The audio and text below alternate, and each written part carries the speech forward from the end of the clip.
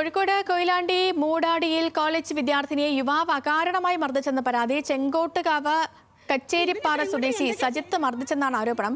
സജിത്തിനെ Koyilandy police arrest ചെയ്തു.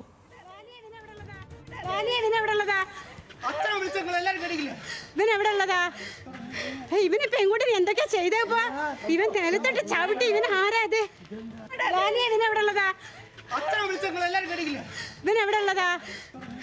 ഇവന് പെൺകുട്ടി എന്തൊക്കെയാ ചെയ്തപ്പോ ഇവൻ തേലത്തോട്ട് ചവിട്ടി ഇവൻ ആരാത്. ബെൻസൺ ബാബു ഉണ്ട് കോഴിക്കോട് നിന്ന്. ബെൻസൺ, എന്താണ് സംഭവം? ഇന്നലെ വൈകിട്ട് 5:45 കൂടിയാണ് ഇത്തരത്തിലൊരു ആക്രമണം ഉണ്ടാകുന്നത്. കൊയിലാണ്ടി മൂടാടി മലബാർ കോളേജിലെ 1ാം വർഷ ബിരുദ വിദ്യാർത്ഥിനിക്കാണ് യുവാവിൽ നിന്നും മർദ്ദനമേറ്റത്. ഈ യുവാവ് ഈ പെൺകുട്ടിയുടെ മർദ്ദനമേറ്റ പെൺകുട്ടിയുടെ പിതാവിന്റെ സുഹൃത്തു കൂടിയാണ്.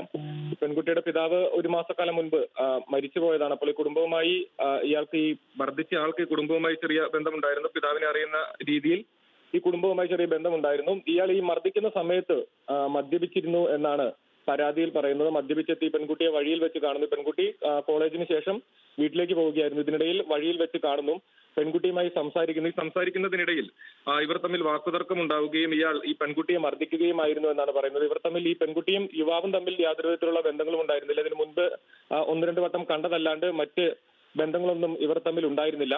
അപ്പോൾ എന്താണ് ഈ മർദ്ദനത്തിലേക്ക് നയിച്ചതിന്റെ കാരണം എന്ത് എന്നതിനെ പറ്റി ഒരു വ്യക്തതയില്ല. ഇയാൾ അമിതമായി തന്നെ മദ്യപിച്ചിരുന്നു.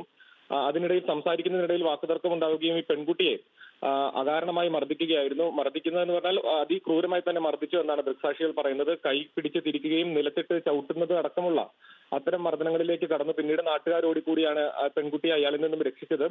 നിലവിൽ പെൺകുട്ടിയുടെ പരാതിയിൽ പോലീസ് കേസെടുത്തിട്ടുണ്ട്. ഇയാളെ അറസ്റ്റ് ചെയ്തിട്ടുണ്ട്. അല്പസമയത്തിനുള്ളിൽ തന്നെ ഇയാളെ കോടതിയിൽ ഹാജരാക്കും. ശരി, ബെൻസൺ ബാബുവാണ് വിവരങ്ങൾ നൽകിയത്.